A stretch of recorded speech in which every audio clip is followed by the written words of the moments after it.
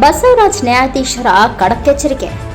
PAN India rescue and rehabilitation campaign programme a step to eradicate a child labour.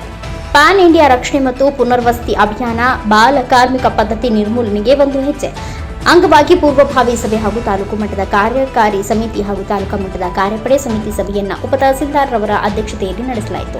ನಂತರ ಮಾತನಾಡಿದ ಗೌರವಾನ್ವಿತ ಬಸವರಾಜ ಹೆಚ್ಚುವರಿ ದಿವಾಣಿ ನ್ಯಾಯಾಧೀಶರು ಮತ್ತು ಪ್ರಥಮ ದರ್ಜೆ ನ್ಯಾಯ ದಂಡಾಧಿಕಾರಿಗಳು ಹಾಗೂ ತಾಲೂಕು ಕಾನೂನು ಸೇವಾ ಸಮಿತಿ ಸುರಪುರ ಅವರು ಮಾತನಾಡಿ, ರಾಷ್ಟ್ರೀಯ ಮಕ್ಕಳ ಹಕ್ಕುಗಳ ರಕ್ಷಣಾ ಆಯೋಗ ನವದೆಹಲಿ ಮತ್ತು ಕಾರ್ಮಿಕ ಆಯುಕ್ತರು ಬೆಂಗಳೂರು ಅವರ ಸೂಚನೆಯಂತೆ pan India rescue and rehabilitation campaign programme a step to eradicate a child labour 2024ರ ಅಂಗವಾಗಿ ಬಾಲ ಹಾಗೂ ಕಿಶೋರ ಕಾರ್ಮಿಕರನ್ನು ರಕ್ಷಿಸಿ ಪುನರ್ವಸತಿಗೊಳಿಸಿ ಶಿಕ್ಷಣ ಮುಂದುವರಿಕೆಗೆ ಅವಕಾಶ ಮಾಡಿಕೊಡುವ ಉದ್ದೇಶದಿಂದ ದಿನಾಂಕ 21/10/2024ರಿಂದ 20/11/2024ರವರೆಗೆ ರಕ್ಷಣಾ ಕಾರ್ಯಾಚರಣೆಗೆ ಸರ್ಕಾರದ ಪ್ರತಿಯೊಂದು ಇಲಾಖೆಯೂ ಕೈಜೋಡಿಸಿದಾಗ ಮಾತ್ರ ಜಿಲ್ಲೆಯಲ್ಲಿ ಬಾಲ ಕಾರ್ಮಿಕ ಪದ್ಧತಿ ಎಂಬ ಅನಿಷ್ಟ ಪದ್ಧತಿಯನ್ನು ನಿರ್ಮೂಲನೆ ಮಾಡಲು ಸಾಧ್ಯ ಎಂದು ತಿಳಿಸಿದರು.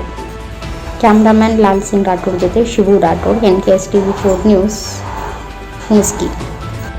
ತಪ್ಪಿಸ್ಕೋಬೇಕು. ಈಗ ಆಯಿತು, ಬಂದು 10,000 ರೂಪಾಯಿ 20,000 ರೂಪಾಯಿ ಕಟ್ಟಿ ಹೋಗ್ತಾರೆ, ಆಯಿತು 2 ವರ್ಷ ಶಿಕ್ಷಣ ಅನುಭವಿಸ್ತಾರೆ, ಮುಗಿದೋಯ್ತು. ಆದರೆ ಅಷ್ಟೇ ಮುಗಿತಾ? ಅದು ಆಗಬಾರ್ದು. ಅವರಿಗೆ ಸ್ವಂತ ಮನವರಿಕೆ ಬಂದು ತಮ್ಮ ಮಗಳು ಯಾರೋ ಮಗ ತಮ್ಮ ಮನೆಯಲ್ಲಿ ಹೇಗೆ ಬೆಳೀತಾರೋ ಅದೇ ರೀತಿಯಲ್ಲಿ ಆ ಮಗುಗೂ ಕೂಡ ಶಿಕ್ಷಣ ಸಿಗಬೇಕು. ಆ ಮಗು ಕೂಡ ಸಾರ್ವಜನಿಕರಲ್ಲಿ ಒಳ್ಳೆಯ ರೀತಿಯಲ್ಲಿ ಗುರುತಿಸ್ಕೋಬೇಕು. ಅದೇ ರೀತಿ ದೇಶಕ್ಕೆ ಒಂದು ಸಂಪತ್ತಾಗಬೇಕು.